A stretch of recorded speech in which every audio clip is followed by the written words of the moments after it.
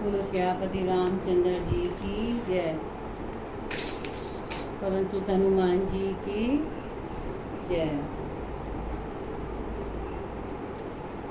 मंगल भवन अमंगल हारी, दरवहु सुदशरथ अजर बिहारी। राम सिया राम जय जय राम। ब्रह्म पयो निधि मंदर ज्ञान संत सुर आही, कथा सुदामति काढ़ी भक्ति मधुरता जाई। सियापति राम जय जय राम, मेरे प्रभु राम जय जय राम। ब्रह्म वेद समुद्र है, ज्ञान मंद्राचल है और संत देवता है, जो उस समुद्र को मतकर कथा रूपी अमृत निकालते हैं, जिसमें भक्ति रूपी मधुरता बसी रहती है। इसमें राम जी की भक्ति का वर्णन किया गया। कितनी सरल है राम जी की भक्ति। तो इस परी यह उत्तरकांड की चौपाई में दिया गया है।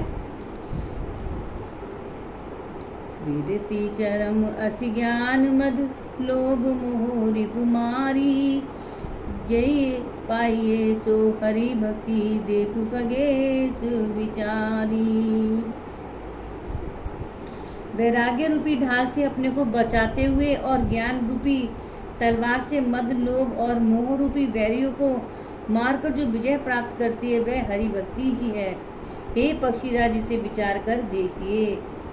मतलब इसमें जो बैरियों को कहा है, जो हमारे चारों तरफ मोह रहता है, उस मोह को उन्होंने बैरी माना है, और जो इसको मोह को अपने बस में कर लेता है वही विजय प्राप्त कर लेता है और वही हरि भक्ति को प्राप्त होता है। तो हे पक्षीराज, इसे विचार कर देखिए। तो निशा प्रेम बोलऊं खगराऊं, जो कृपाल मोहि ऊपर भाऊं। नाथ मोहि निज सेवक जानी, सप्त प्रश्न मम कहूँ बखानी। पक्षीराज गरुड़ जी फिर प्रेम सहित बोले, हे कृपालु, यदि मुझ पर आपका प्रेम है तो हे नाथ, मुझे अपना सेवक जानकर मेरे 7 प्रश्नों के उत्तर बखान कर कहिए। प्रथम ही कहूँ नाथ मति धीरा, सब ते दुर्लभ कवन शरीरा। बड़ दुख कवन कवन सुख भारी, सो संक्षेप ही कहूँ विचारी। हे नाथ, हे धीर बुद्धि, पहले तो ये बताइए कि सबसे दुर्लभ कौन सा शरीर है, फिर सबसे बड़ा दुख कौन है और सबसे बड़ा सुख कौन है, यह भी विचार का संक्षेप में कहिए। संत असंत मरम तुम्हें जानहूँ, तिन्ह कर सहज सुभाव बखानहूँ। कवन पुण्य श्रुति विदित विशाला, कहूँ कवन अग परम कराला। संत और असंत का मर्म भेद आप जानते हैं, उनके सहज स्वभाव का वर्णन कीजिए। फिर कहिए कि श्रुतियों में प्रसिद्ध सबसे महान पुण्य कौन सा है और सबसे महान भयंकर पाप कौन है। मानस रोग कहूँ समुझाई, तुम्हें सर्वज्ञ कृपाधिकाई। तात सुनहु सादर अति प्रीति, मैं संक्षेप कहूँ यह नीति। फिर मानस रोगों को समझाकर कहिए, आप सर्वज्ञ हैं और मुझ पर आपकी कृपा भी बहुत है। काकभूषणी जी ने कहा, हे तात, अत्यंत आदर और प्रेम के साथ सुनिए, मैं यह नीति संक्षेप में कहता हूँ। नर तन सम नहीं कवनी देही, जीव चराचर जा जाचत तेहि। नर तन सब सम नहीं कवनीय देहि, जीव चराचर जाचत तेहि। नरक स्वर्ग अपवर्ग निसेनी, ज्ञान विराग भक्ति शुभ देनी। मनुष्य शरीर के समान कोई शरीर नहीं है, चराचर सभी जीव उसकी याचना करते हैं। यह मनुष्य शरीर नरक स्वर्ग और मोक्ष की सीढ़ी है तथा कल्याणकारी ज्ञान वैराग्य और भक्ति को देने वाला है। सौ तनु धरि हरि भजई न जे नर, होई विषय रत मंद मंद तर। कांच किरिच बदले ते लेहि, कर ले करते डारी पर समनि देहि। ऐसे मनुष्य शरीर को धारण प्राप्त करके भी जो लोग श्री हरि का भजन नहीं करते हैं और नीच से भी नीच विषयों में अनुरुक्त रहते हैं, हे पारसमणि को हाथ से फेंक देते हैं और बदले में कांच के टुकड़े को ले लेते हैं। नहीं दरिद्र सम दुख जग माई, शांत मिलन सम सुख जग नाई। पर उपकार बचन मन काया, शांत सहज स्वभाव खगराया। जगत में दरिद्रता के समान दुख नहीं है और संतों के मिलन के समान जगत में कोई सुख नहीं है। और हे पक्षीराज, मन वचन और शरीर से परोपकार करना यह संतों का सहज स्वभाव है। संत सही दुख पर हित लागी, पर दुख हेतु असंत अभागी। बूझ तरु सम संत कृपाला, पर हित नीति से विपति विशाला। संत दूसरों की भलाई के लिए दुख सहते हैं और अभागे असंत दूसरों को दुख पहुंचाने के लिए कृपालु संत भोज के वृक्ष के समान दूसरों के हित के लिए बारी विपत्ति सहते हैं, अपनी खाल तक का उधड़वा लेते हैं। अर्थात मतलब संत दूसरों की भलाई के लिए दुख सह लेते हैं और अभागे असंत दूसरों को दुख पहुंचाने के लिए कुछ भी कर लेते हैं। कृपालु संत भोज के वृक्ष के समान, जो कृपालु संत होते हैं भोज के वृक्ष के समान दूसरे को हित के लिए भारी विभक्ति सहते हैं। मतलब दूसरे को मतलब संत भोज के वृक्ष के समान दूसरों के हित के लिए, मतलब दूसरों को कष्ट ना हो, दूसरों को परेशानी ना हो, उनके हित के लिए अपने आप दुख को सह लेते हैं, अपनी खाल तक उधरवा लेते हैं, अपने पे ही कष्ट ले लेते हैं। सनैव खल पर बंधन कराई, खाल कड़ाई बिपति सही मराई। खल बिनु सारथ पर अपकारी, अहि मूसक इब सुनूर गारी। किंतु दुष्ट लोग सन की भांति दूसरे को बांधते हैं और उन्हें बांधने के लिए अपनी खाल खिंचवाकर विपत्ति सहन कर भी मर जाते हैं। हे सर्पों के शत्रु वरुण जी, सुनिए, दुष्ट बिना किसी स्वार्थ के सांप और चूहे के समान अकारण ही दूसरे का अपकार करते हैं। सांप और चूहे के समान अकारण ही दूसरे का अपकार करते हैं। पर संपद विनाशी विनाशाही, जिमि शशि हति हिम उपल बिलाही। दुष्ट उदय जग आरती हेतु, जथा प्रसिद्ध अदम ग्रह केतु। वे पराई संपत्ति का नाश करके स्वयं नष्ट हो जाते हैं, जैसे खेती का नाश करके ओले नष्ट हो जाते हैं। दुष्ट का अभ्युदय उन्नति प्रसिद्धि अधम ग्रह केतु के उदय की भांति जगत के दुखों के लिए ही होता है। संत उदय संतत सुखकारी, विश्व सुखद जिमि इंदु तमारी। परम धर्म श्रुति विदित अहिंसा, पर निंदा सम अघनगरीसा।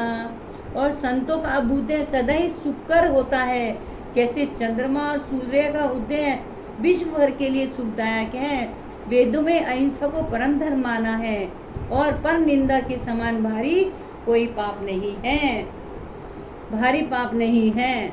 हर गुरु निंदक दादुर होई, जन्म सहस्र पाप तन सोई। दुज निंदक बहु नरक भोग, करी जग जन्म बायस शरीर धरी। शंकर जी और गुरु जी की निंदा करने वाले मनुष्य अगले जन्म में मेंढक होता है और वह 1000 जन्म तक वही मेंढक का शरीर पाता है। ब्राह्मणों की निंदा करने वाला व्यक्ति बहुत से नरक भोग कर फिर जगत में कौए का शरीर धारण करके जन्म लेता है। सुरश्रुति निंदक जय अभिमानी, रो रब नरक परहिते प्राणी। होई उलुक संत निंदारत, मोह निशा पिर ज्ञान भानुगत।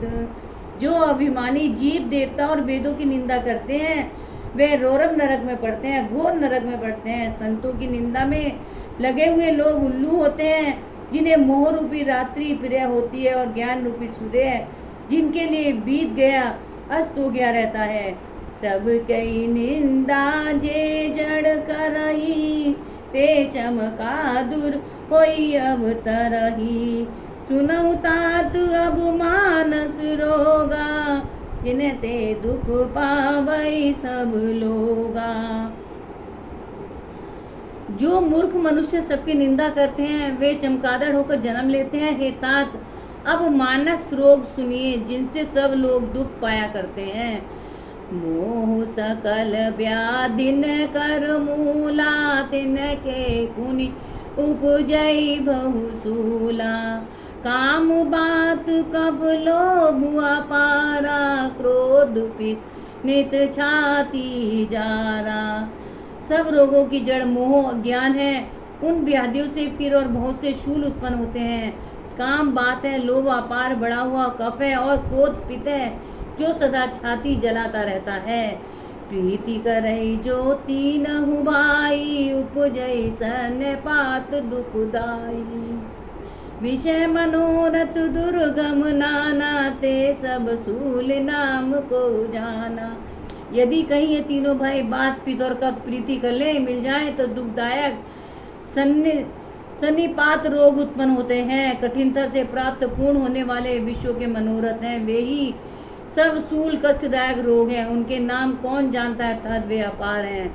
ममता दादु कंडूज ईर्षाई, हर्ष विषाद गरई बहुताई। पर सुख देखी जनी सोई छाई, कुष्ठ दुष्टता मन कुटिलाई। ममता दाद है, ईर्ष्या ढा खुजली है, हर्ष विषाद गले के रोगों की अधिकता है, गलकंठ कंठमाला यह घेगा आदि रोग हैं। पराये सुख को देखकर जो जलन होती है वही सही है। दुष्टता और मन की कुटिलता की ही कोड़ है। अहंकार अति दुखद डमरुआ, दम्भ कपट मदमान नेहरुआ। तृष्णा उदर वृद्धि अति भारी, तिरविधीशन तरुण तिजारी। अहंकार अत्यंत दुख देने वाला डमरू काट का रोग है। दम्भ कपट मद और मान नेहरुआ नसों का रोग। तृष्णा भारी बड़ा भारी, उदर वृद्धि जलोदर रोग है। 3 प्रकार पुत्र धन और मान की प्रबल इच्छा प्रबल तिजारी है। जुग विधि ज्वर मत सर विवेका, कहाँ लगी कहूँ रोग अनेगा। मत्सर और अविवेक 2 प्रकार के ज्वर हैं। इस प्रकार अनेकों बुरे रोग हैं जिन्हें कहाँ तक कहूँ। बोलो सियापति रामचंद्र की जय। मंगल भवन अमंगल हारी, दरवहु सुदशरथ अजर बिहारी। एक व्याधि बस नरम रही, ए असाधि बहु व्याधि, पीड़ै संतत जीव कहूँ। जो कि मिलहे समाधि, सियावर राम जय जय राम, मेरे प्रभु राम जय जय राम। एक ही रोग के वश होकर मनुष्य मर जाते हैं। फिर ये तो बहुत ही असाध्य रोग है। ये जीव को निरंतर कष्ट देते रहते हैं। ऐसी दशा में वह समाधि शांति को कैसे प्राप्त करे। नेम धर्माचार तप ज्ञान जगह जप दान, भेषज पुनि कोटि नहीं, रोग जई हरिजान। सियावर राम जय जय राम, मेरे प्रभु राम जय जय राम। नियम धर्म आचार उत्तम आचरण, तप ज्ञान यज्ञ जप दान तथा और भी करोड़ों औषधियाँ हैं, परंतु हे गरुण जी उनसे ये रोग नहीं जाते हैं, उनसे ये रोग नहीं जाते हैं। बोलो सियापति रामचंद्र जी की जय, बोलो पवन सुत हनुमान जी की जय। ये जो मैंने चौपाइयाँ पढ़ी हैं ये रामचरितमानस के उत्तरकांड के से ली गई हैं, और ये इसमें बहुत ही अच्छी बात बताई गई है। आप सब लोग ज़रूर इसका अनुसरण करें और ध्यान दें।